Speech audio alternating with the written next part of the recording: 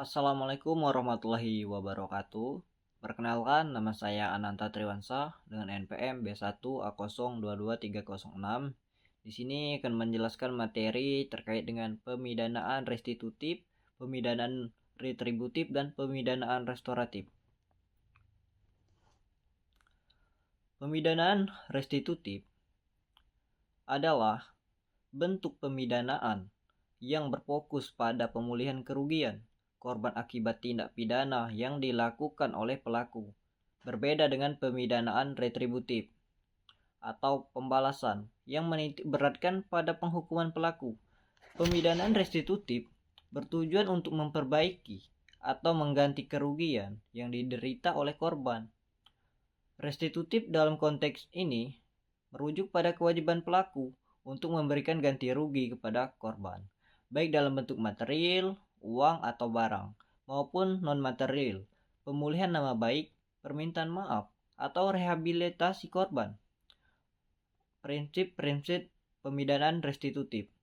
Pemidanaan restitutif didasarkan pada beberapa prinsip utama, yaitu pemulihan korban, tanggung jawab pelaku, penyelesaian konflik, pencegahan kriminalitas. Pemidanaan restitutif dapat berupa restitusi finansial, restitusi dalam bentuk barang atau properti, restitusi dalam bentuk pelayanan, permintaan maaf publik. Pemidanaan restitutif adalah bentuk hukuman yang lebih berorientasi pada pemulihan korban daripada sekedar menghukum pelaku.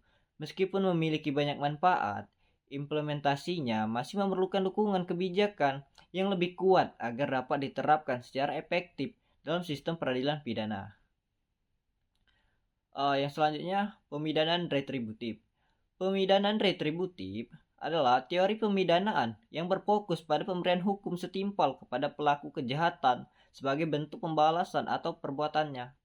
Konsep ini didasarkan pada prinsip lex talionis atau hukuman yang setimpal yang sering dirangkum dalam ungkapan mata ganti mata, gigi ganti gigi.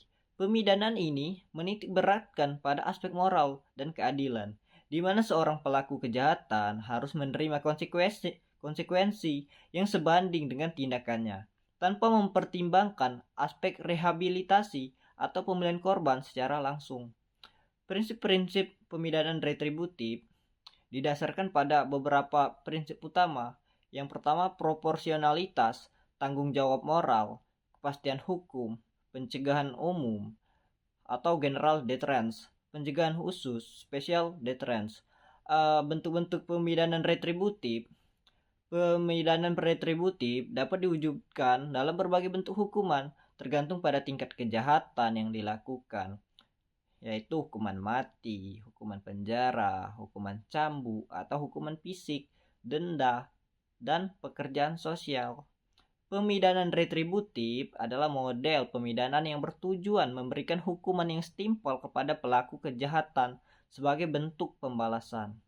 Meskipun memiliki keunggulan dalam kepastian hukum dan efek jera, model ini juga memiliki kelemahan, terutama dalam aspek rehabilitasi pelaku dan pemulihan korban. Oleh karena itu, banyak sistem hukum modern mulai menggabungkan pendekatan retributif dengan model lain seperti rehabilitatif dan restoratif untuk menciptakan sistem peradilan yang lebih adil dan efektif. Yang selanjutnya, pemidanaan restoratif. Pemidanaan restoratif atau restoratif justice adalah pendekatan dalam sistem peradilan pidana yang berfokus pada pemulihan kerugian yang ditimbulkan oleh suatu tindak pidana, baik terhadap korban, pelaku, maupun masyarakat. Tujuan utama dari pemidanaan ini bukan sekedar memberikan hukuman kepada pelaku, tetapi juga memperbaiki hubungan antara korban dan pelaku, serta mengembalikan keseimbangan sosial yang terganggu akibat kejahatan. Prinsip-prinsip pemidanaan restoratif.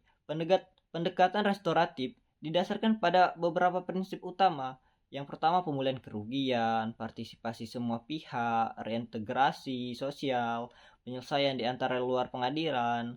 Yang selanjutnya, bentuk-bentuk pemidanaan restoratif. Beberapa metode yang sering digunakan dalam pendekatan ini meliputi mediasi penal, konferensi restoratif, program ganti rugi, kerja sosial, diversi.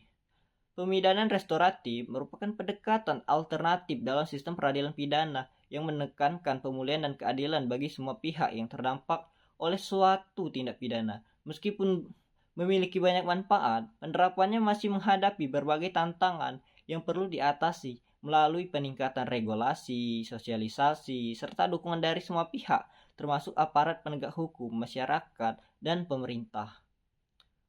Mungkin itu saja yang dapat saya sampaikan. Apabila ada salah, dan saya ucapkan terima kasih. Assalamualaikum warahmatullahi wabarakatuh.